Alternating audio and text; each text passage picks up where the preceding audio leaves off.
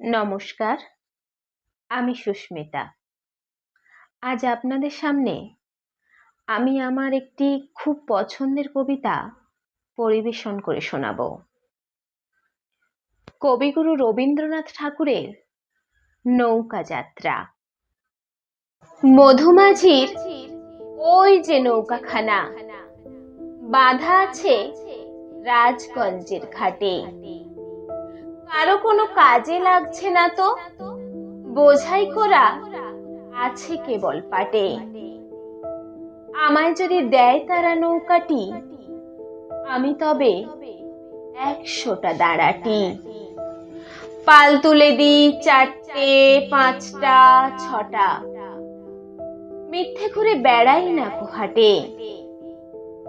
আমি কেবল যাব একটিবার 7 সমুদ্র 13 নদীর পার।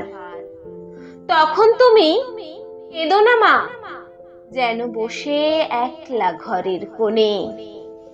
আমি তো মা যাচ্ছি না কো চলে, রামের মতো 14 বছর বনে।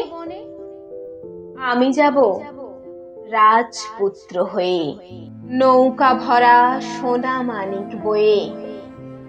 আশুকে আর শ্যামকে নেব সাথে, আমরা শুধু যাব মা 3 জনে। আমি কেবল যাব একটিবার 7 সমুদ্র 13 নদীর পার। ভোরের বেলা দেব নৌকা ছেড়ে, দেখতে দেখতে কোথায় যাব ভেসে। দুপুর বেলা তুমি পুকুর ঘাটে, আমরা তখন নতুন রাজার দেশে। পেরিয়ে যাব 3 পুণ্যির ঘাট, পেরিয়ে যাব তেপান্তরের মাঠ। ফিরে আসতে সন্ধে হয়ে যাবে, গল্প বলবো তোমার কোলে এসে। আমি কেবল যাব একবার 7 সমুদ্র 13 নদীর পার।